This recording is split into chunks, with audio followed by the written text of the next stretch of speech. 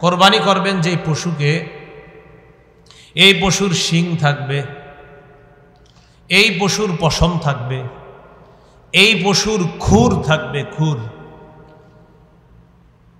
তিরমিজির 1493 নম্বর হাদিসের শেষের দিকে রাসূল সাল্লাল্লাহু আলাইহি সাল্লাম বলেন, ওয়া ইন্নাহা লাতাতি ইয়াউমাল কিয়ামাতি বিকুরুনিহা ওয়া আশআরিহা ওয়া আজলাফিহা। রাসূলুল্লাহ সাল্লাল্লাহু আলাইহি সাল্লাম বলেন, কোরবানির জানোয়ার কিয়ামতের ময়দানে তার শিং, তার পশম এবং তার খুর নিয়ে কিয়ামতের ময়দানে উপস্থিত হবে ওই বান্দার পক্ষে যিনি কোরবানি দিয়েছেন তার সাক্ষী হওয়ার জন্য। এটা একটা হতে পারে। আরেকটা, ওই বান্দা যে উপস্থিত হবে, যে বান্দা কোরবানি করছে তিনি যে উপস্থিত হবে, তাকে আল্লাহ পাক রব্বুল আলামিন ওই শিং, পশম, খুর ইত্যাদি সবগুলার বিনিময়ে যে আমলনামা দিবে, এই আমলনামা নিয়ে কিয়ামতের ময়দানে উপস্থিত হবে। وَإِنَّ الدَّمَ لَا يَقَعُ مِنَ اللَّهِ بِمَكَانٍ قَبْلَ أَن يَقَعَ عَلَى الْأَرْضِ। কোরবানি জবাই করবেন যে পশুটা, এই পশুর রক্ত মাটিতে পড়ার আগে এই রক্তটা আল্লাহর কাছে আলাদা একটা মর্যাদার স্থান দখল করে নেয়। জবাই করছেন, রক্তের ফোঁটাটা জমিনে পড়বে, পড়ার আগেই এটা আল্লাহর কাছে আলাদা একটা মর্যাদার স্থান আল্লাহর কাছে নিয়ে নেয়। ফজিলত নম্বর 3, কোরবানি যেই জানোয়ারটা আমরা জবাই করি, এটার প্রত্যেকটা পশমের বিনিময়ে একটা নেকি দেওয়া হয়। কোরবানি করতে গিয়ে কোনো ধরনের বেদাতি কর্মকাণ্ড যেন না হয়। যেমন পশু কিনছেন, এখনো 10 দিন বাকি কোরবানি, বা 5 দিন বাকি, বা 3 দিন বাকি, ওই মুহূর্তে আপনারা অনেক মানুষ কত রং বেরঙ্গের তামাশা করে পশুরি নিয়া, এই করতে হয় সেই করতে হয়। বেচারার জবান থাকলে মনে হয় বলতো, আমার একটু মাফ করো, এত কিছু করো কামান। কোন ধরনের বেদাত যেন অনুপ্রবেশ না করে। মনে রাখবেন, সব বেদাতের মূলে থাকে জাল বর্ণনা। কি বললাম? সব বেদাতের মূল হয় জাল বর্ণনা। এই জাল বর্ণনা হয় সমস্ত বেদাতীদের প্রথম হাতিয়ার জাল বর্ণনা। একটা জাল বর্ণনা ফিট করবে, এটা হবে বেদাতের প্রধান হাতিয়ার।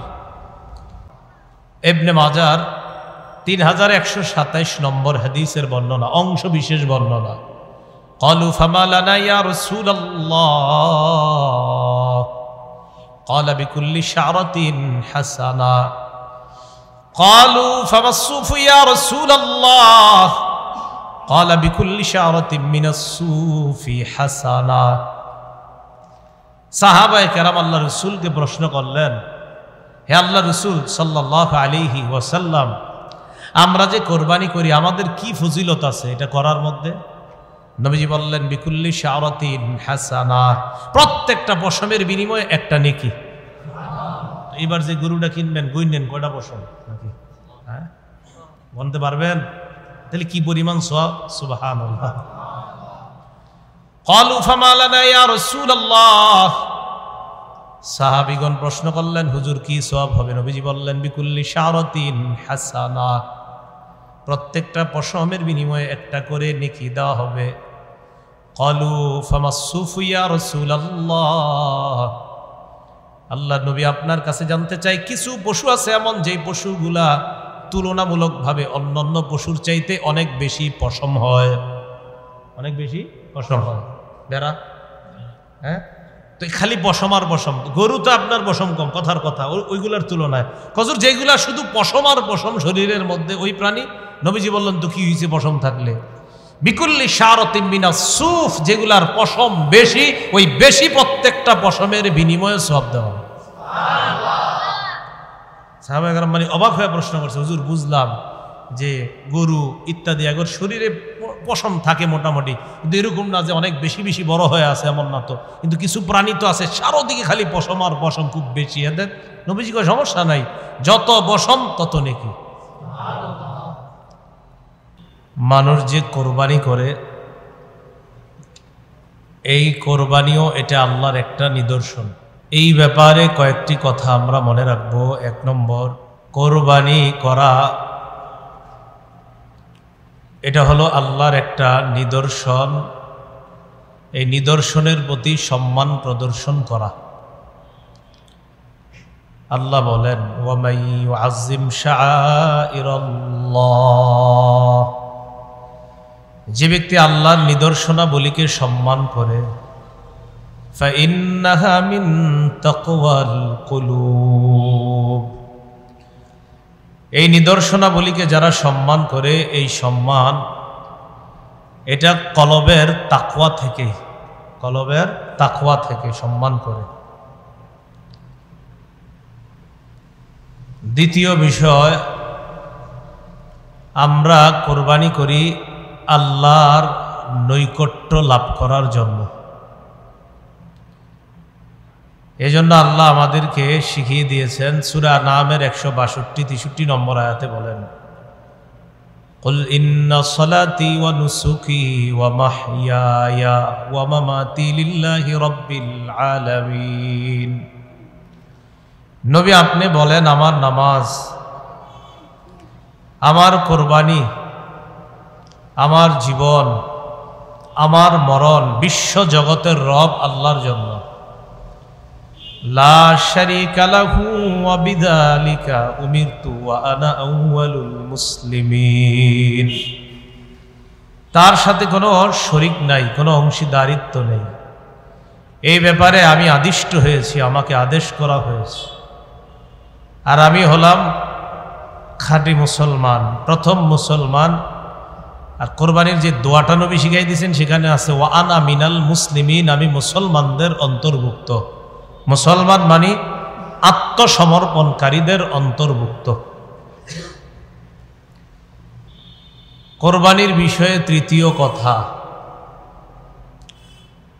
আমরা কোরবানি আদায় করি ইব্রাহিম আলাইহিস সালাতু ওয়াস সালামের সুন্নত জিন্দা করার জন্য। সূরা আস-সাফফাতের 107 নম্বর আয়াতে আল্লাহ বলেন, ওয়া ফাদাইনাহু বিযিবহিন আযীম, আমি তাকে একটা বড় প্রাণীর মাধ্যমে, প্রাণীকে জবাই করার মাধ্যমে আমি তাকে মুক্ত করলাম। ইব্রাহিম নবী যে স্বপ্ন দেখেছিলেন, এই স্বপ্ন আমি বাস্তবায়ন করলাম। আর সন্তানকে জবাই করা থেকে একজন বাবাকে আমি মুক্তি দিলাম একটা বড় প্রাণী কোরবানি দেওয়ার মাধ্যমে। তাফসীরে আসছে দুম্বা, কি বড় একটা দুম্বা কোরবানি দেওয়ার মাধ্যমে। এই ব্যাপারে ইবনে মাজার বর্ণনা 3127 নম্বর হাদিস। قال أصحاب محمد صلى الله عليه وسلم ما هذه الأضاحي يا رسول الله। রাসূলুল্লাহ সাল্লাল্লাহু আলাইহি সাল্লামের সাহাবীগণ জিজ্ঞাসা করলেন, হে আল্লাহর রাসূল, এই কোরবানিগুলো, এই বিষয়গুলো, এগুলা কি, এগুলা কেমন, এই কোরবানির বিষয়টা আপনার কাছে জানতে চাই। قال سنة أبيكم إبراهيم عليه الصلاة والسلام, এটা হলো তোমাদের আব্বা ইব্রাহিম আলাইহিস সালাতু ওয়াস সালামের সুন্নত। এটা তোমাদের আব্বা ইব্রাহিম আলাইহিস সালাতু ওয়াস সালামের সুন্নত। তাহলে কোরবানি আমরা দেই ইব্রাহিম নবীর সুন্নত। এটা কিয়ামত পর্যন্ত জারি রাখবে এই উম্মতের মাধ্যমে, মুসলমানের মাধ্যমে আল্লাহ জারি রাখবেন। এটা প্রতিষ্ঠিত করার জন্য আমরা কোরবানি দেই। কোরবানি আমরা করি 4 নাম্বার, আল্লাহর শুকরিয়া আদায় করার জন্য। বলেন কার জন্য? আল্লাহ করার জন্য। সূরা হজের 36 নম্বর আয়াতে আল্লাহ বলেন, ওয়াল বুদনা জাআলনাহা লাকুম মিন শাআইরিল্লাহি লাকুম ফিহা খায়র। ওয়াল বুদনা, ওট, জাআলনাহা লাকুম মিন শাআইরিল্লাহ, আমি এগুলোকে তোমাদের জন্য আল্লাহর নিদর্শন হিসাবে সাব্যস্ত করেছি, নিদর্শন বানিয়েছি ওট ইত্যাদি এগুলোকে। লাকুম ফিহা খায়র, এগুলোর মাঝে তোমাদের জন্য অনেক কল্যাণ রয়েছে। ফিহা খায়র, অনেক কল্যাণ। ফাযকুরু ইসমাল্লাহি আলাইহা সাওয়াফ, সারিবদ্ধভাবে, দণ্ডায়মান অবস্থায় এগুলোর উপর তোমরা আল্লাহর নাম নেও, মানে আল্লাহর নাম নিয়ে এগুলারে জবাই করো। ফাইদা ওয়াজাবাত জুনুবুহা ফাকুলু মিনহা, জবাই করার পর এগুলো যখন কাত হয়ে পড়ে যাবে তখন এগুলার গোশত থেকে তোমরা খাও। ওয়া আতইমুল কানিআ ওয়াল মু'তার, যারা লজ্জায় চাইতে পারে না তাদেরকে খাওয়াও, আবার যারা চায় তাদেরকেও খাওয়াও। যারা চাইতে পারে না তাদেরকেও খাওয়াও, আবার যারা চাইতে পারে তাদেরকেও খাওয়াও। কাযালিকা সাখখারনাহা লাকুম, আমি আল্লাহ এগুলোকে তোমাদের অনুগামী করে দিয়েছি। লাআল্লাকুম তাশকুরুন, যাতে তোমরা এই প্রাণী কোরবানি করে শুকরিয়া তার, এই প্রাণীর গোশত তোমরা ভক্ষণ করে, কোরবানির গোশত খাওয়া মুস্তাহাব, মালিক যিনি কোরবানি দিবেন মুস্তাহাব। তো এই যে কাজ করলা, এই কোরবানির এই পশু তোমরা জবাই করলা, খাইলা, এই পশু এই জবাই করার বিধান আমি কেন দিলাম? যাতে তোমরা আমি আল্লাহর শুকরিয়া আদায় করতে পারো।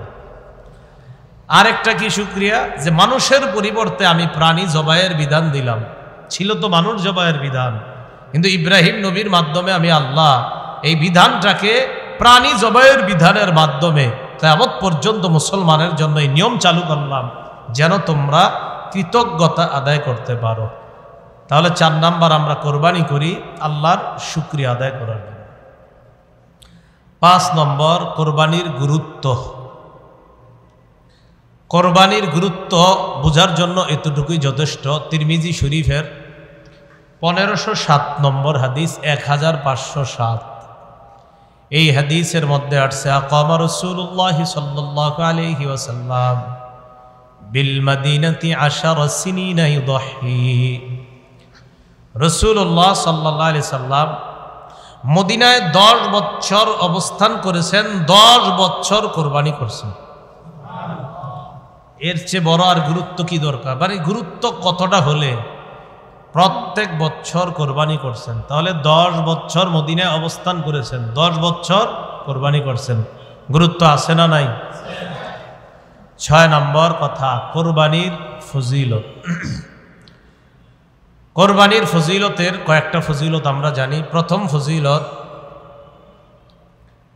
কোরবানির দিন কোরবানি করা, পশু জবাই করা, এটার চাইতে উত্তম শ্রেষ্ঠ কোনো এবাদত আল্লাহর কাছে নাই। মানে ফরজ এবাদত নামাজ তো আছে এটার পরে, এই কোরবানি নামক এবাদতের চাইতে উত্তম কোনো এবাদত কোরবানির দিন আর আল্লাহর কাছে নাই। তিরমিজি শরীফের 1493 নম্বর হাদিসের বর্ণনা, قال رسول الله صلى الله عليه وسلم ما عمل آدمي من عمل يوم النحر أحب إلى الله من إهراق الدم। রাসূলুল্লাহ সাল্লাল্লাহু আলাইহি সাল্লাম বলেন, কোরবানির দিন আদম সন্তান যে কোরবানি করে, এই কোরবানি করার চাইতে এত ফজিলতপূর্ণ আমল আর আল্লাহর কাছে নাই। কবে এটা? কোরবানির দিন। ফজিলত নম্বর 2, কোরবানি করবেন যে পশুকে, এই পশুর শিং থাকবে, এই পশুর পশম থাকবে, এই পশুর খুর থাকবে, খুর। তিরমিজির 1493 নম্বর হাদিসের শেষের দিকে রাসূল সাল্লাল্লাহু আলাইহি সাল্লাম বলেন, ওয়া ইন্নাহা লাতাতি ইয়াউমাল কিয়ামাতি বিকুরুনিহা ওয়া আশআরিহা ওয়া আজলাফিহা।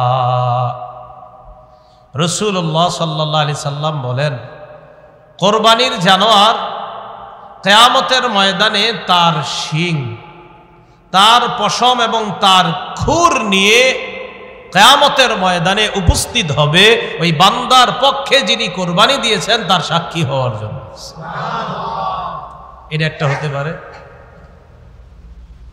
আরেকটা, ওই বান্দা যে উপস্থিত হবে, যে বান্দা কোরবানি করছে তিনি যে উপস্থিত হবে, তাকে আল্লাহ পাক রব্বুল আলামিন ওই শিং, পশম, খুর ইত্যাদি সবগুলার বিনিময়ে যে আমলনামা দিবে, এই আমলনামা নিয়ে কিয়ামতের ময়দানে উপস্থিত হবে।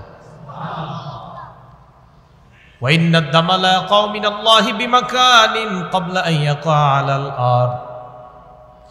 কোরবানি জবাই করবেন যে পশুটা, এই পশুর রক্ত মাটিতে পড়ার আগে এই রক্তটা আল্লাহর কাছে আলাদা একটা মর্যাদার স্থান দখল করে নেয়।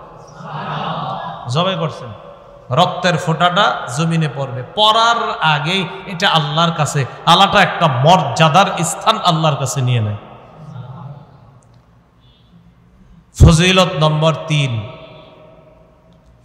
কোরবানি যেই জানোয়ারটা আমরা জবাই করি এটার প্রত্যেকটা পশমের বিনিময়ে একটা নেকি দেওয়া হয়। ইবনে মাজার 3127 নম্বর হাদিসের বর্ণনা, অংশ বিশেষ বর্ণনা। ক্বালু ফামা লানা ইয়া রাসূলুল্লাহ ক্বালা বিকুল্লি শা'রাতিন হাসানা। قالوا فما الصوف يا رسول الله قال بكل شعرة من الصوف حسنة। সাহাবায়ে কেরাম আল্লাহ রাসূলকে প্রশ্ন করলেন, হে আল্লাহ রাসূল সাল্লাল্লাহু আলাইহি ওয়াসাল্লাম, আমরা যে কোরবানি করি আমাদের কি ফজিলত আছে এটা করার মধ্যে? নবীজি বললেন, বিকুল্লি শা'রাতিন হাসানা, প্রত্যেকটা পশমের বিনিময়ে একটা নেকি। এবার যে গরুটা কিনবেন গুইনেন কয়টা পশম নাকি, হ্যাঁ বলতে পারবেন? তাহলে কি পরিমাণ সওয়াব! সুবহানাল্লাহ। ক্বালু ফামা লানা ইয়া রাসূলুল্লাহ, সাহাবীগণ প্রশ্ন করলেন, হুজুর কি সওয়াব হবে? নবীজি বললেন, বিকুল্লি শা'রাতিন হাসানা, প্রত্যেকটা পশমের বিনিময়ে একটা করে নেকি দেওয়া হবে। ক্বালু ফামাস সুফু ইয়া রাসূলুল্লাহ, আল্লাহ নবী আপনার কাছে জানতে চাই, কিছু পশু আছে এমন যেই পশুগুলা তুলনামূলকভাবে অন্যান্য পশুর চাইতে অনেক বেশি পশম হয়, অনেক বেশি পশম হয়। বেড়া, হ্যাঁ, তো খালি পশম আর পশম, গরু তো আপনার পশম কম, কথার কথা, ওইগুলার তুলনায় কজুর যেগুলা শুধু পশম আর পশম শরীরের মধ্যে, ওই প্রাণী নবীজি বললেন তো কি হয়েছে পশম থাকলে? বিকুল্লি শা'রাতিন মিনাস সুফ, যেগুলার পশম বেশি, ওই বেশি প্রত্যেকটা পশমের বিনিময়ে সওয়াব দেওয়া। সাহাবায়ে কেরাম মানে অবাক হয়ে প্রশ্ন করছে, হুজুর বুঝলাম যে গরু ইত্যাদি এগুলোর শরীরে পশম থাকে মোটামুটি, কিন্তু এরকম না যে অনেক বেশি বেশি বড় হয়ে আছে, এমন না তো। কিন্তু কিছু প্রাণী তো আছে চারোদিকে খালি পশম আর পশম, খুব বেশি। এদের নবীজি কয় সমস্যা নাই, যত পশম তত নেকি। এ হলো 3 নম্বর ফজিলত। ফজিলত নম্বর 4, আল মুস্তাদরাক লিল হাকিম নামে একটা কিতাব আছে, হাদিসের এই কিতাবের বর্ণনা। ফাতেমা রাদিয়াল্লাহু তাআলা আনহাকে রাসূলুল্লাহ সাল্লাল্লাহু আলাইহি ওয়াসাল্লাম বললেন, ফাতেমা তুমি যে কোরবানি করো, এই কোরবানির কি ফজিলত জানো? ফাইন্না লাকি বিআউয়ালি কাতরাতিন তাকতুরু মিনাদ দাম। রাসূলুল্লাহ সাল্লাল্লাহু আলাইহি ওয়াসাল্লাম বলেন, ফাইন্না লাকি বিআউয়ালি কাতরাতিন মিনাদ দাম ইউগফারু লাকি মা সালাফা মিন যুনুবিক। ফাতেমাকে বললেন, ফাতেমা কোরবানির পশুর যেই রক্তের ফোঁটাটা পড়ে, প্রথম ফোঁটাটা পড়ার আগেই তোমার আগের যত গুনাহগুলা অতিক্রম হয়েছে, অতিবাহিত হয়েছে, ওই গুনাহগুলা ক্ষমা করে দাও। ফাইন্না লাকি বিআউয়ালি কাতরাতিন তাকতুরু মিনাদ দাম ইউগফারু লাকি মা সালাফা মিন যুনুবিক। অতীতে তোমার যে গুনাহগুলা, এই গুনাহগুলা প্রথম ফোঁটার সাথে সাথেই ক্ষমা করে দাও। ফজিলত নম্বর 5, মুসনাদে আহমদের বর্ণনা, 17,400 পরে যে হাদিসগুলো আছে কোরবানির ব্যাপারে, 17,400 পরের হাদিসগুলো, এই হাদিসের মধ্যে আসছে অনেকগুলো হাদিস আছে এই ব্যাপারে।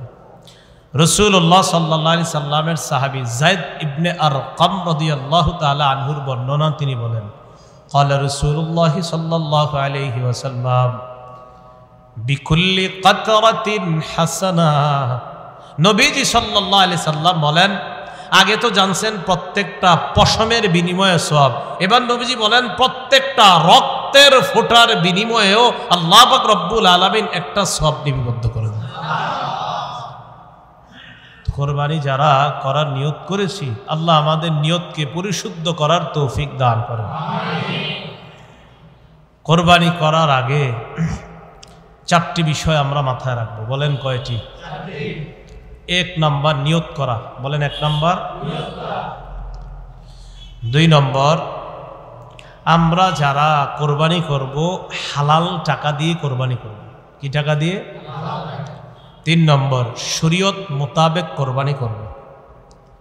শরীয়ত মোতাবেক, আপনি মন মতো, মানে শরীয়ত বলছে বিসমিল্লাহ বলতে, আল্লাহ আকবার বলতে, দোয়া পড়তে, না আপনি কইলেন আমি পড়বো না, কি হয়েছে না পড়লে, এরকম না। শরীয়ত যেভাবে বলছে ওইভাবে। 4 নম্বর, আমরা কোরবানি যখন করব কাউকে দেখানোর জন্য করব না, আমি আল্লাহর জন্য করতেছি, ব্যাস। কয়টা কথা? 1 নম্বর নিয়ত শুদ্ধ, 2 নম্বর হালাল টাকা, 3 নম্বর মোতাবেক, 4 নম্বর কাউকে দেখানোর জন্য না। 1 নম্বর নিয়ত শুদ্ধ করা। সহিহ বুখারীর শুরু হাদিস, ক্বালা রাসূলুল্লাহ সাল্লাল্লাহু আলাইহি ওয়াসাল্লাম, ওমর ইবনুল খাত্তাব রাদিয়াল্লাহু তাআলা আনহুর বর্ণনা, রাসূলুল্লাহ সাল্লাল্লাহু আলাইহি সাল্লাম বলেন, ইন্নামাল আ'মালু বিন্নিয়াত, আমলের প্রতিদান নির্ভর করে নিয়তের উপর। আমলের প্রতিদান নির্ভর করে কিসের উপর? পরিশুদ্ধ নিয়তের উপর আমলের প্রতিদান নির্ভর করে। এজন্য মনে রাখবেন, কোরবানির আগে প্রথম শর্ত নিয়ত শুদ্ধ করা। নিয়ত কি করা? শুদ্ধ করা। তাই শরীকে কোরবানি দিতে খুব সতর্কতা অবলম্বন করা। 4 জন শরীকে দিচ্ছেন, 3 জন দিচ্ছেন, একজনের নিয়তে যদি ঝামেলা হয়, হ্যাঁ, সর্বনাশ হয়ে যাবে। পারেন একা দেন, না পারলে শরীকে দেন, বাকি শরীক যাদেরকে নিবেন তাদের যেন নিয়তটা শুদ্ধ থাকে। একা দিলে একটা লাভ হইলো, নিয়ত ভালো হইলে এটাও আপনি জানেন, খারাপ হইলে এটা আপনি জানেন, আর কেউ জানবে না।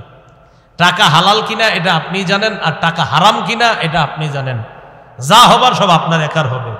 আর 4-5 জনে দিলে একজনের অর্থ যদি হারাম হয়, তাহলে বাকিদের ওই কোরবানির মধ্যে ঝামেলা হয়ে যাবে। কথা বুঝে আসছে? এজন্য শরীক নির্বাচনে খুব সতর্কতা অবলম্বন করা। শরীক যিনি হবেন তার ইনকামটা যেন হালাল হয়, এই বিষয়গুলা খুব লক্ষ্য রাখা। আল্লাহ কথাগুলা বুঝার তৌফিক দান করেন। শরীকে কোরবানি দেওয়া জায়েজ আছে। তিরমিজি শরীফের 1502 নম্বর হাদিসের বর্ণনা, আন জাবির ইবনে আব্দুল্লাহ রাদিয়াল্লাহু তাআলা আনহু قال نحرنا مع رسول الله صلى الله عليه وسلم عام الحديبية البدنة عن 7 والبقرة عن 7। জাবির ইবনে আব্দুল্লাহ রাদিয়াল্লাহু তাআলা আনহু বলেন, হুদাইবিয়া যুদ্ধের দিন আমরা রসুলের সাথে কোরবানি করেছি। 7 জনের পক্ষ থেকে একটা ওট জবাই করেছি, 7 জনের পক্ষ থেকে গরু জবাই করেছি। 7 জনের পক্ষ থেকে ওট জবাই করছি, 7 জনের পক্ষ থেকে গরু। তিরমিজি শরীফের 1502 নম্বর হাদিস। 1490 এর পরে সব কোরবানির ব্যাপারে হাদিসগুলা, 1490, 91, 92, 1500, 1, 2, 3 তিরমিজির সব কোরবানির ব্যাপারে। মুসলিম শরীফে বর্ণনা আছে, একই সাহাবীর বর্ণনা, জাবির ইবনে আব্দুল্লাহর বর্ণনা। তিনি বলেন, আমরা কোরবানি করেছি, আমরা ওট 7 জনের পক্ষ থেকে করেছি, গরু 7 জনের পক্ষ থেকে করেছি। তো যাই হোক, শরীকে কোরবানি দিতে সতর্কতা অবলম্বন করা। আমার শরীক যিনি হবেন তিনি যেন হালাল ইনকাম করেন, উপার্জন করেন, এই বিষয়গুলোর প্রতি আমরা অবশ্যই খেয়াল রাখবো। তো আসেন, 1 নাম্বার নিয়ত শুদ্ধ করা। শরীক যিনি হবেন তারও যেন নিয়তগুলা শুদ্ধ হয়। নাসাই শরীফের 3140 নম্বর হাদিসের বর্ণনা, ক্বালা রাসূলুল্লাহ সাল্লাল্লাহু আলাইহি ওয়াসাল্লাম, ইন্নাল্লাহা লা ইয়াকবালু মিনাল আমালি ইল্লা মা কানা লাহু খালিসা। আল্লাহ পাক রব্বুল আলামিন ওই ব্যক্তির আমল কবুল করেন না যে আমলটা একমাত্র আল্লাহর জন্য না হবে। যে আমলটা একমাত্র আল্লাহর জন্য কি হবে বলেন? না হবে, এটা আল্লাহ তার জন্য কবুল করেন না। তাহলে বলেন তো, কোরবানির ক্ষেত্রে 1 নাম্বার কি করা? নিয়ত শুদ্ধ করা। সূরা হজের 37 নম্বর আয়াত, আল্লাহ বলেন, লা ইয়ানালাল্লাহা লুহুমুহা ওয়ালা দিমাউহা। আল্লাহর কাছে গোশত যায় না, রক্ত যায় না, ওয়ালাকিন ইয়ানালুহুত তাকওয়া মিনকুম। তোমাদের তাকওয়া, অন্তরে কার কি পরিমাণ ভয়, নিয়ত কতটুকু শুদ্ধ, আল্লাহর জন্য কোরবানি করছে কিনা, এটাই আল্লাহর কাছে যায়। আল্লাহর কাছে আমাদের তাকওয়া যায় বলেই তো আল্লাহ মায়া করে কোরবানির গোশত আমাদেরকে খাওয়ায়। গোশত কারা খায়? আমরা খাই না। তো কোরবানি করলাম কার জন্য? আল্লাহ আমগরে খাওয়ায়। সুবহানাল্লাহ। কেন? আল্লাহ তো আমাদের থেকে রক্ত, গোশত এটা চায় না, আল্লাহ চায় নিয়তটা ঠিক কিনা। মনে থাকবে তো ইনশাল্লাহ? قال رسول الله صلى الله عليه وسلم ثلاث لا يضل عليهن قلب رجل مؤمن। তিন ক্ষেত্রে মুমিনের অন্তর খেয়ানত করতে পারে না। বলেন কয় ক্ষেত্রে? এক নাম্বার ইখলাসুল আমালি লিল্লাহ, সব আমল মুমিন আল্লাহর জন্য করবে, এই ক্ষেত্রে মুমিনের কলব খেয়ানত করতে পারে না। এজন্য আল্লাহ শিখিয়ে দিছে। আপনি বলেন আমার নামাজ, আমার কোরবানি, আমার হজ, আমার যাকাত, আমার ইবাদত সব কিছু একমাত্র আল্লাহর জন্য, এটা আপনি বলেন। কারণ মুমিন আমলের ক্ষেত্রে খেয়ানত করবে না, মুমিনের কলব কখনো খেয়ানত করতে পারে না। এই গেল এক নাম্বার কথা, নিয়ত শুদ্ধ করা। দুই নাম্বার হালাল টাকায় কোরবানি দেওয়া। বলেন কি টাকায় কোরবানি দেওয়া? হালাল টাকায় কোরবানি দেওয়া, এই কথাটা মনে রাখতে হবে। قال رسول الله صلى الله عليه وسلم, রাসূলুল্লাহ সাল্লাল্লাহু আলাইহি ওয়াসাল্লাম বলেন, আমার উম্মতের উপর এমন একটা সময় আসবে, লা ইউবালিল মারউ মা আখাযা মিনহু আমিনাল হালালি আও মিনাল হারাম। আমার উম্মতের উপর এমন একটা সময় আসবে, বুখারীর বর্ণনা, আমার উম্মত পরোয়া করবে না সে কি হালাল কামাই করলো না হারাম কামাই করলো, এটা উম্মত পরোয়া করবে না। হইলেই হইছে, বাস ইচ্ছা মতো কামাই করবে, চাই হারাম হোক চাই হালাল হোক। কিন্তু মনে রাখতে হবে কোরবানি করতে হবে হালাল টাকায়। এখানে যদি বেশিরভাগ উপার্জন হারাম হয় অথবা পুরা উপার্জন হারাম হয় কোনো একজন শরীকের, তাহলে সবার কোরবানি বাতিল। কথাটা বুঝছেননি? কোন একজন শরীকের বেশিরভাগ উপার্জন যদি হারাম হয় অথবা পুরো অংশ যদি হারাম হয়, সবার কোরবানি বাতিল হয়ে যাবে। আল্লাহ হেফাজত করেন। এই জন্য শরীক নির্বাচনে সতর্কতা অবলম্বন করা। তো বলেন তো দুই নাম্বার কাজে কি জানি? কোরবানির ক্ষেত্রে হালাল টাকায় কোরবানি দেওয়া। তিন নম্বর কি? শরীয়ত মোতাবেক কোরবানি দেওয়া। শরীয়ত মোতাবেক আল্লাহর নাম নিয়ে কোরবানি আদায় করা, কোরবানি দেওয়া। আল্লাহ পাক রব্বুল আলামিন বলেন, ওয়ালা তাকুলু মিম্মা লাম ইউযকার ইসমুল্লাহি আলাইহি, যেই পশু জবাই করার সময় আল্লাহর নাম নেওয়া হয় না ওই পশুর গোশত তোমরা খাবে না। যেই পশু জবাই করার সময় আল্লাহর নাম নেওয়া হয় না ওই পশুর গোশত তোমরা খাবে না। অন্য আয়াতে আল্লাহ বলেন, ফাকুলু মিম্মা যুকিরা ইসমুল্লাহি আলাইহি, ওই পশুর গোশত তোমরা খাও যেই পশু জবাই করার সময় আল্লাহর নাম নেওয়া হয়। তাহলে যেই পশু জবাই করার সময় আল্লাহর নাম নেওয়া হয় এটা খাও, যেই পশু জবাই করার সময় আল্লাহর নাম নেওয়া হয় না এটা তোমরা খাবে না। তো আল্লাহর নাম নেওয়া, শরীয়ত মোতাবেক কোরবানি করা। কোরবানি করতে গিয়ে কোনো ধরনের বেদাতি কর্মকাণ্ড যেন না হয়। যেমন পশু কিনছেন, এখনো 10 দিন বাকি কোরবানি, বা 5 দিন বাকি, বা 3 দিন বাকি, ওই মুহূর্তে আপনারা অনেক মানুষ কত রং বেরঙ্গের তামাশা করে পশুরি নিয়া এই করতে হয় সেই করতে হয়। বেচারার জবান থাকলে মনে হয় বলতো আমার একটু মাফ করো, এত কিছু করো কামান। কোন ধরনের বেদাত যেন অনুপ্রবেশ না করে। মনে রাখবেন সব বেদাতের মূলে থাকে জাল বর্ণনা। কি বললাম? সব বেদাতের মূল হয় জাল বর্ণনা। এই জাল বর্ণনা হয় সমস্ত বেদাতীদের প্রথম হাতিয়ার জাল বর্ণনা। একটা জাল বর্ণনা ফিট করবে, এটা হবে বেদাতের প্রধান হাতিয়ার। বেদাতের কোনো অনুপ্রবেশ করানো যাবে না, শরীয়ত মোতাবেক কোরবানি করা। সহিহ বুখারীর বর্ণনা 2697 নম্বর হাদিস, আম্মাজান আয়েশা সিদ্দিকা রাদিয়াল্লাহু তাআলা আনহার বর্ণনা, قال رسول الله صلى الله عليه وسلم من احدث في امرنا هذا ما ليس منه فهو رد। রাসূলুল্লাহ সাল্লাল্লাহু আলাইহি সাল্লাম বলেন, আমাদের ইসলাম ধর্মের মধ্যে, ইসলামের এই শরীয়তের মধ্যে কেউ যদি ইবাদতের নামে সওয়াবের আশায় নতুন কিছু আবিষ্কার করে, বলেন ইসলাম, বলেন সবাই, ইসলামের মধ্যে ইবাদতের নামে সওয়াবের আশায় নতুন কিছু আবিষ্কার করে, এটা বেদাত। এটা কি? ফাহুয়া রাদ্দুন, এটা প্রত্যাখ্যান করা হবে। ইমাম মালিক রাহমাতুল্লাহি আলাইহি বলেন, মান ইবতাদা ফিল ইসলামি বিদআতান ইয়ারাহা হাসানা ফাকাদ জাআমা আন্না মুহাম্মাদান ক্বাদ খানা রিসালা। ইমাম মালিক বলেন, কোন ব্যক্তি যদি ইসলামের মধ্যে নতুন কিছু বানায় আর এটারে যদি সে উত্তম মনে করে, এটা নতুন প্রথা চালু করছে এবং এটারে সে উত্তম মনে করে, সে কেমন যেন মনে করে যে মুহাম্মদ সাল্লাল্লাহু আলাইহি ওয়াসাল্লাম নবুয়তের দায়িত্ব পালনে ত্রুটি করেছেন। নাউজুবিল্লাহ। নবী ত্রুটি করছে কোনো?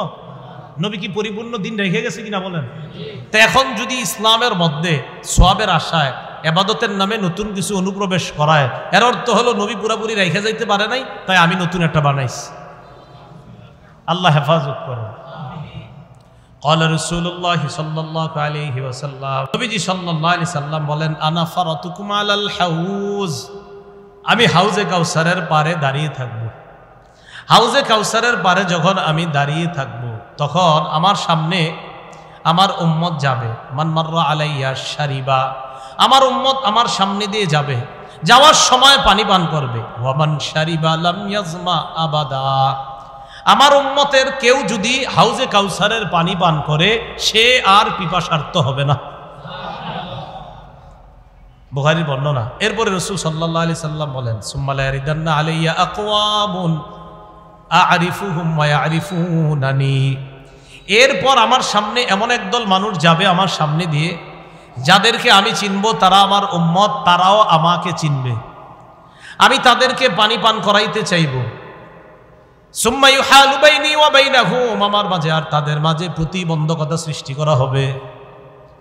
আমি বলবো, ইন্নাহুম মিন উম্মতি, আল্লাহ এরা তো আমার উম্মত। আল্লাহর পক্ষ থেকে জবাব দেওয়া হবে, ইন্নাকা লা তাদরি মা আহদাসু বা'দাক, হাবিব আপনি জানেন না, আপনি দুনিয়া থেকে বিদায় নেওয়ার পর তারা নতুন নতুন কত বেদাত চালু করছে, আপনার জানা নাই। যখন নবী জানবে এই মানুষগুলা ইসলামের মধ্যে আমি যেই ধর্ম রেখে এসেছি, আমি যেই শরীয়ত রেখে গেলাম, এটার মধ্যে তারা নিজেদের মন মতো নতুন কিছু আবিষ্কার করছে, তখন নবী বলবেন, সুহকান সুহকান লিমান গায়্যারা দীনি, আমার সামনে থেকে দূর হও, যে আমার ইসলামকে, আমার রেখে আসা শরীয়তকে পরিবর্তন করে দিয়েছে, সে আমার সামনে থেকে দূর হও, আমি তোমার চেহারাটা দেখতেও চাই না। পানি পান করাবে দূরের কথা, ওই উম্মতকে বলবে, দূর হও, দূর হও আমার সামনে।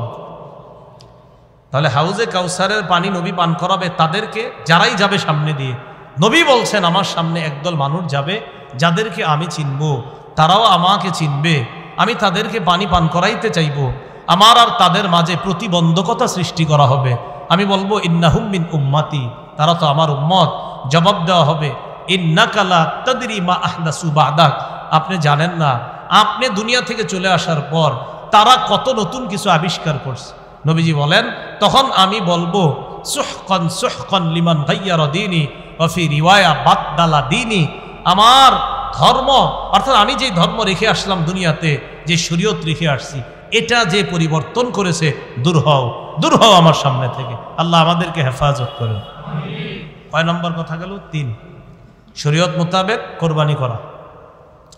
4 নাম্বার, কাউকে দেখানোর জন্য কোরবানি না করা। 4 নাম্বারটা এমনি বলতে পারি যে রিয়া মুক্ত কোরবানি করা। বলেন, রিয়া মুক্ত কোরবানি করা, লৌকিকতা মুক্ত কোরবানি করা, লৌকিকতা মুক্ত কোরবানি করা, লোক দেখানো ছাড়া কোরবানি করা। লোক দেখানোর কোরবানি যদি হয় তাহলে এটা কিন্তু মুশকিল হয়ে যাবে, এটা আল্লাহ কবুল করবেন না।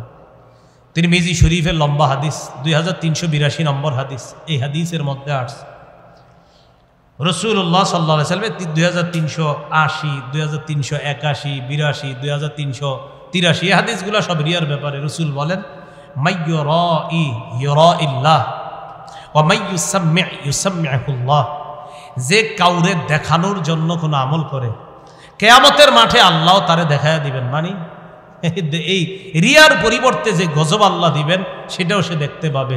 ওমাইয়ুসাম্মি, যে মানুষকে শোনানোর জন্য কিছু করে, যে মানুষ আমারে বলবে আমি শাইখুল হাদিস, আমি বড় মুহাদ্দিস, এটা আমারে বলবে, আল্লাহ কিয়ামতের ময়দানেও তাকে ভয়ঙ্কর কিছু শুনিয়ে দিবেন। বলেন নাউজুবিল্লাহ। রিয়া করা যাবে না, দেখানো যাবে না। তো তিরমিজি শরীফের 2382 নম্বর হাদিস, এই হাদিসের মধ্যে রাসূলুল্লাহ সাল্লাল্লাহু আলাইহি সাল্লামের সাহাবী আবু হুরায়রা রাদিয়াল্লাহু তাআলা আনহুর বর্ণনা। এই হাদিসের বর্ণনাকারী উকবাহ ইবনে আমির, তিনি বলেন, আন্না শুফাই আল আসবাহি দাখালা আল মাদিনাতা ফাইদা হুয়া বিআবি হুরায়রা রাদিয়াল্লাহু তাআলা আনহু ওয়া ক্বাদ ইজতামা আলাইহি নাস। একজন বিখ্যাত তাবিঈ নাম শুফাই আল আসবাহি, তিনি মদিনায় আসলেন। আসার পর তিনি দেখেন রাসূলের সাহাবী আবু হুরায়রা রাদিয়াল্লাহু তাআলা আনহু এক জায়গায় বসা, মানুষ তাকে ঘেরাও করে আছে, মানুষ তার চারপাশে একত্রিত হয়েছে। ওয়া হুয়া ইউহাদ্দিসুন নাস, তিনি মানুষকে হাদিস পড়াচ্ছেন। সুবহানাল্লাহ, হাদিস শোনাইতেছে রাসূলের। ফাদানাউতু মিনহু হাত্তা ক্বাদতু বাইনা ইয়াদাইহি, আমি আবু হুরায়রার কাছাকাছি গেলাম, তার পাশে বসলাম।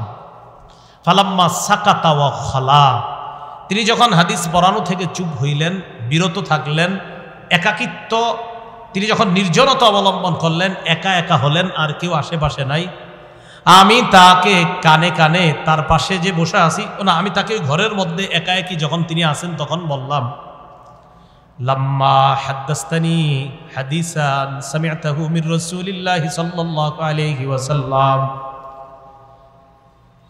ওয়া আকালতাহু ওয়া আলিমতাহু, আমি তাকে বললাম, আমার এমন একটা হাদিস শোনান যে হাদিসটা আল্লাহর নবীর কাছ থেকে আপনি শুনেছেন, জেনেছেন, বুঝেছেন, শুনেছেন, জেনেছেন, বুঝেছেন, এমন একটা হাদিস শোনান। আবু হুরায়রা রাদিয়াল্লাহু তাআলা আন জবাব দিলেন, আফআলু লা উহাদ্দিসান্নাকা হাদিসা হাদ্দাসানিহি রাসূলুল্লাহ সাল্লাল্লাহু আলাইহি ওয়াসাল্লাম।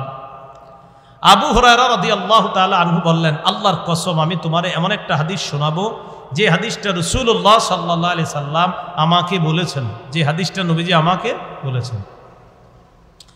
এই কথা বলার পর নাশাগা আবু হুরায়রা নাশগা, আবু হুরায়রা রাদিয়াল্লাহু তাআলা আন বেহুশ হয়ে গেছে। হাদিস বলছিনি, সবাই বলেন হাদিস বলছে, বলার আগেই বেহুশ।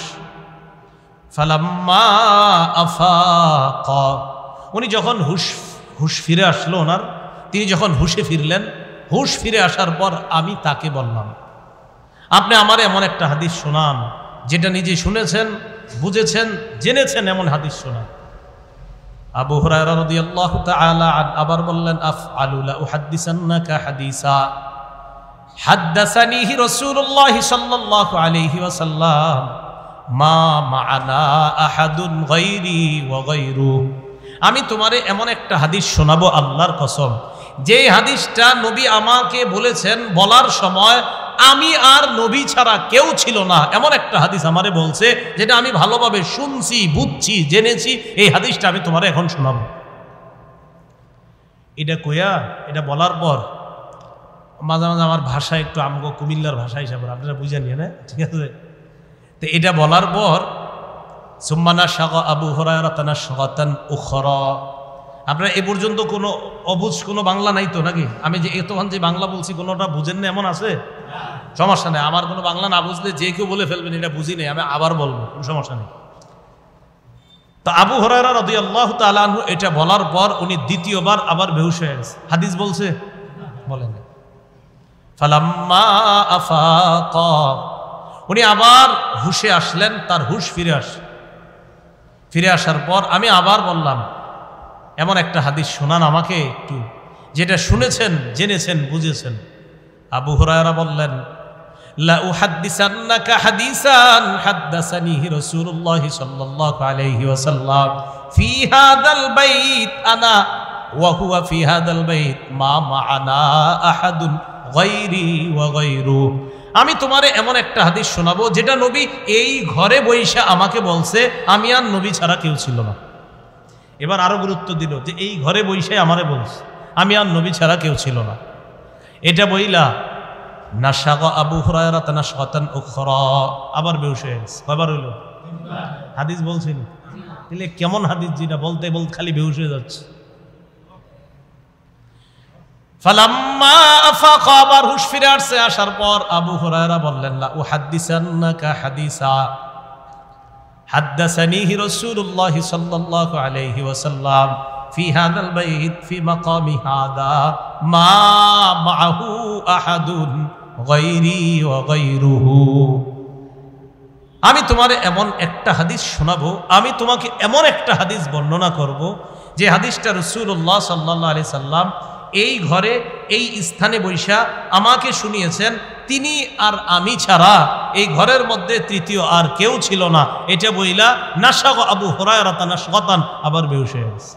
কয়বার হাদিস বলছেন? ফালাম্মা আফাকা, আবার হুশ ফিরে আসছে। এবার হুঁশ ফিরে আসার পর বললেন, আমি তোমাকে এমন একটা হাদিস শোনাবো যে হাদিসটা আল্লাহ নবী আমাকে বলছে, ফামালা খাররান আলা ওয়াজহি।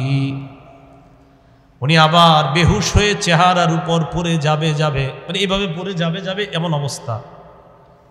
আসনাতুহু, আমি তাড়াতাড়ি ওনাকে ধরলাম, আমার সাথে টেক লাগায় বসাইলাম, তবিলা, লম্বা সময় ধরে রাখছি যেন আর না পড়ে, মোটামুটি উনি স্বাভাবিক অবস্থায় যেন ফিরে আসে, কারণ বারবার বললেই তো বেহুশ হয়ে যাচ্ছে। এবার ধরে রাখলাম। এক পর্যায়ে আমি তাকে বললাম, আপনি মেহেরবানি করে হাদিসটা বলেন, বলতে পারছেন না কেন? আবু হুরায়রা রাদিয়াল্লাহু তাআলা আনহু বললেন, কিয়ামতের ময়দানটা যখন আল্লাহ কায়েম করবেন, কোন ময়দান বলেন তো? আল্লাহ যখন বিচার ব্যবস্থা কায়েম করবেন, যখন বিচার করবেন, আউয়ালু মাইয়াদউ রাজুলুন জামাআল কুরআন, প্রথম আল্লাহ ডাক দিবেন ওই ব্যক্তিকে, ওই আলেমকে, যে আলেম কোরআন হাদিসের বিদ্যা অর্জন করছে, তারা ডাকবে, আসো। আলেমকে ডাকার পর আল্লাহ বলবেন, আলাম উআল্লিমকা আলা মা আনজালতু আলা রাসূলি ফামাযা আমিলতা ফিমা উল্লিমতা, আমি কি তোমাকে ওই বিদ্যা শিক্ষা দেই নাই যে বিদ্যা আমি আমার হাবিবের উপর নাজিল করেছিলাম? আমি কি তোমাকে ওই বিদ্যা শিক্ষা দেই নাই যে বিদ্যা আমি আমার হাবিবের উপর নাজিল করেছি? ওই বিদ্যা কি আমি তোমারে শিখাই নাই? জবাব দিবে, বালা, জি রব, আপনি আমারে শিখাইছেন। তো কি করছো? আমল করছো শিক্ষা অনুযায়ী? জবাব দিবে, আকুমু বিহি আনা আল-লাইলি ওয়া আনা আন-নাহার, আমি সকাল সন্ধ্যা আমল করছি, আমি কোরআন প্রচার করছি, হাদিস প্রচার করছি, এরকম বলবে। যেমন মনে করেন আমি যদি কই, আল্লাহ আমি দিনের বেলা ক্লাস করছি, রাতের বেলা হাদিস প্রচার করছি, তো এরকম মনে করেন একজন আলেম বলবে, আল্লাহ আমি দিন রাত শুধু কোরআন হাদিস প্রচার করছি। আল্লাহ বলবে, ঠিকই করছো, কেন করছো? বলবে আপনারই খুশি করার জন্য। আল্লাহ বলবে, না কাযাবতা, তুমি মিথ্যা বলছো, সব ঠিক কিন্তু তুমি মিথ্যা কথা বলছো। তুমি কি বলছো? মিথ্যা কথা। এবার আপনাদেরকে মাঝে মাঝে যদি বলি, পোস্টারে বেশি কিছু লেখেন না, আপনারা তো টাইটেল লাগাইতে আখেরাত বরবাদ করে দেওয়ার চেষ্টা করেন হুজুরদের। হ্যাঁ, আল্লামা ওমক ওমক বলতে বলতে আসল নামই দিই মাঝে মাঝে খুঁজে পাই না, আমি কে দেখি, আমি এরকম। হ্যাঁ, আল্লামার ব্যাপারে তো আমি কঠোরতায় যাচ্ছি। আগামীতে আল্লামা লেখা থাকবে, ওই মাহফিল ক্যান্সেল হয়ে যেতে পারে, একদম সরাসরি ক্যান্সেল। আল্লামা লিখবেন, কে পছন্দ করে সেটা যার যার ব্যাপার। আমার নামের শুরুতে আল্লামা লিখবেন, মাহফিল ক্যান্সেল টোটাল, সাথে কোনো ওজর, আপত্তি, পরামর্শ, সুপারিশ কোনো কার্যকরী হবে না। যেটা আমি পছন্দ করি না, কেন লিখবেন? এটা লিখবেন না। হাফিজুল হাদিস লিখলে ক্যান্সেল তো হবেই মাহফিল, ভবিষ্যতে আর কোনোদিন পাবেন না। আল্লামা লিখলে মাহফিল ক্যান্সেল, আর হাফিজুল হাদিস লিখলে ভবিষ্যতে আর পাবেন না। এই ভুলেও লেখেন না, এই কাজ ভুলেও করেন না। আল্লাহর হস্তে আল্লামা লিখবেন না, হাফিজুল হাদিস লিখবেন না, এগুলো লিখবেন না, ভুলেও লেখেন না। আল্লাহ কথাগুলো আমল করার তৌফিক দান করেন। তো আল্লাহ বলবে, কি করছো? সকাল সন্ধ্যায় কোরআন হাদিস প্রচার করছি, আল্লাহ আমল করছি কোরআন অনুযায়ী, হাদিস অনুযায়ী, আপনি যে বিদ্যা শিক্ষা দিচ্ছেন বিদ্যা অনুযায়ী। আল্লাহ বলবে, মিথ্যা কথা বলছো। ওয়াতাকুলু লাহুল মালাইকাতু কাযাবতা, ফেরেশতারা বলবে সাথে সাথে, জি তুমি মিথ্যাবাদী। ফেরেশতারা বলবে, তুমি মিথ্যাবাদী। ফাসুহিবা বিহি আলা ওয়াজহিহি, মাথাটা নিচের দিকে দিয়ে, পাগুলা উপরের দিকে দিয়ে, ধাক্কা মারতে মারতে জাহান্নামের দিকে হেঁচড়াইতে নেওয়া হবে। যাও। 2 নাম্বার ডাক দিবে, রাজুলুন কুতিলা ফি সাবিলিল্লাহ, বা রাজুলুন সাহিবুল মাল, সম্পদওয়ালাকে ডাক দিবে। ডাক দেওয়ার পর বলবে, আলাম ওয়াসি আলাইকা, আমি কি তোমারে কোটিপতি বানাই নাই, প্রচুর সম্পদ দান করি নাই? যে আল্লাহ দান করছেন। আমি যেই বিধান দিয়েছিলাম বিধান পালন করেছো কিনা? হ্যাঁ মাওলা পালন করেছি। কি করছো? কাসিলুর রহিম, আমি আমার রক্তের সম্পর্ক রক্ষা করেছি। আর আতাসাদ্দাকু, আমি দান সদকা করতাম। আল্লাহ বলবে, কেন করছিল? আপনারে খুশি করার জন্য। না, কাযাবতা, এই জায়গায় তুমি মিথ্যা কথা বলছো। করছো ঠিক আছে, কিন্তু এই জায়গায় মিথ্যা কথা বলছো। তুমি আমারে খুশি করার জন্য করো নাই, জানো আগামীকাল ফেসবুকে তোমার ছবি আসে, তুমি 70 জনকে দান করছো, এই জন্য করছিলা। কি ঠিক? হ্যাঁ, এই অ্যালার্জি থেকে যে কবে মুক্ত হবে সমাজ আল্লাহ জানে। মশারি দিতেছে, এটাও ফেসবুকে আসতেছে। আপনার মশারি, ফেসবুক, মানে যেটাই দিচ্ছি আমি, বেচারা একজন রে একটা মশারি দিবে 14 জন ছবি তুলতেছে, একটা মশারি, একটা গামছা, একটা লুঙ্গি। কথার কথা যদি ঠিক আছে, আসলে যদি সহি শুদ্ধ নিয়তে দেয় তাহলে তো ঠিক আছে, ফেসবুকে দিলেও ঠিক আছে যে না নিয়ত শুদ্ধ, কিন্তু ঘটনাচক্রে যদি আপনার মাকসাদ হয় না মানুষ দেখুক, তো অবস্থাটা হবে কি? কথাটা বুঝছেন নি? মানে মূল কথা মানুষ দেখে আমারে বাহবা দিবে এটা যেন না হয়, এটা হলো মূল কথা। তো কেন সদকা করছো? তখন বলবে আল্লাহ আমি তো করছি এই জন্য আপনার জন্য। বললো না, মিথ্যা কথা। লিউকাল, যেন তোমাকে বলা হয় ইন্নাহু জাওয়াদ, ফুলানুন জাওয়াদ, ওমকে বড় দানশীল, উত্তর পাড়ার ওমকে বড় দানশীল, তুমি এই নিয়তে দান করেছিলা। অকৎকিল, দুনিয়াতে এই বাহবা তুমি প্রচুর অর্জন করেছো, তো যাদের বাহবা দরকার ছিল এটা তো তুমি পেয়ে গিয়েছো, আমি রবের জন্য তো তুমি কিছু করো নাই, তো কি করা? মাথাটা নিচে, পা উপরের দিকে দিয়ে হ্যাঁচড়াইতে জাহান্নামে নিক্ষেপ। কথাগুলো পুরোটা বুঝবেন, মানে মূল কথা আমি যা করছি সেটা কার জন্য হতে হবে? এটা যদি না হয় আল্লাহ বলবে তুমি তো আমার জন্য করো নাই, তুমি করছো, তুমি দান করছো, তুমি সব করছো, কিন্তু করছো কার জন্য? এবার ডাক দিবে আল্লাহ, রজুলুন কুতিলা ফি সাবিলিল্লাহ, আল্লাহ রাস্তার মুজাহিদকে, আসো তোমারে আমি জিহাদ করার তৌফিক দিছি, কেন করছো? কয় কাতালতু হাত্তা কুতিলতু, আল্লাহ আমি লড়াই করতে করতে শহীদ হয়ে গেছি। আল্লাহ বলবে কেন? আপনারে খুশি করার জন্য? আল্লাহ বলবে না, দুনিয়াতে তোমার এই নিয়ত ছিল না, তোমার নিয়ত ছিল আমারে সবাই বীর বাহাদুর বলবে, তুমি এই জন্য করছিলা। তো দুনিয়াতে বাহবা দিছে, তোমারে বীর বাহাদুর বইলা পত্রিকায় তোমার ব্যাপারে প্রচুর লেখা হয়েছে, তুমি বীর, তুমি বাহাদুর, সব তুমি আমার জন্য এটা করো নাই, তো যেহেতু করো নাই অতএব আমার কাছ থেকে কিছু পাওয়ার আশা কিভাবে করো? যাও জাহান্নামে যাও। বুঝে থাকলে বলেন কোরবানি কার জন্য? আবু হুরায়রা বলেন উলাইকাস সালাসাতুল্লাতী তুসআরু বিহিমুন নার, এই 3 রিয়াকারী আমলের মাধ্যমে জাহান্নামের আগুন প্রজ্বলিত করা হবে। এর মধ্যে প্রথম জন যেহেতু আলেম, আর আবু হুরায়রা রাদিয়াল্লাহু তাআলা তিনি ছিলেন একজন বিখ্যাত আলেম, এজন্য ইনি এই হাদিস বলতে গিয়ে বারবার বেহুশ হয়ে যাচ্ছিলেন, বলতে পারছিলেন। বলেন কোরবানি 1 নম্বর নিয়ত শুদ্ধ করা, 2 নম্বর মাল হালাল হওয়া, 3 নম্বর শরীয়ত মোতাবেক, 4 নম্বর হ্যাঁ আল্লাহর জন্যই কোরবানি করা। আল্লাহর জন্য কি করা? কোরবানি। তো হাদিস দ্বারা বোঝা যায় কিয়ামতের ময়দানে শুধু এদেরকে ডাকবে এমন না, এরকম যারা আমল করছে এই শ্রেণী বিভিন্ন শ্রেণীকে বলবে যে তুমি ওটা কেন করেছো বলো, তো বলবে আল্লাহ এই জন্য করি। আল্লাহ বলবেন না, আমার জন্য করো নাই। পুরা আলোচনাটা বুঝে থাকলে বলেন আমার নামাজ কার জন্য হবে? হজ যাকাত কোরবানি কার জন্য হবে? আমার জীবন কার? আমার মৃত্যু দিবেন কে? এটাই ইব্রাহিম নবীকে আল্লাহ বললেন আসলিম, আপনি সারেন্ডার করেন, আত্মসমর্পণ করেন। সূরা বাকারাতে আল্লাহ বলেন 131 নম্বর আয়াত, ইব্রাহিম নবী বললেন আসলামতু লিরাব্বিল আলামিন, আমি বিশ্ব জগতের রবের সামনে নিজেকে সঁপে দিলাম। এই জায়গায় কার কথা বলছে? এই জায়গায় কার কথা? ইব্রাহিম নবীর কথা। এবার সূরা ওয়াস-সাফফাতের মধ্যে যান 102 থেকে 107 নম্বর আয়াত, ওখানে দেখবেন 2 বাবা আর সন্তান, ইব্রাহিম নবী, ইসমাইল নবী, এই 2 জনের কথা আল্লাহ বলছে। ফালাম্মা আসলামা, তারা 2 জন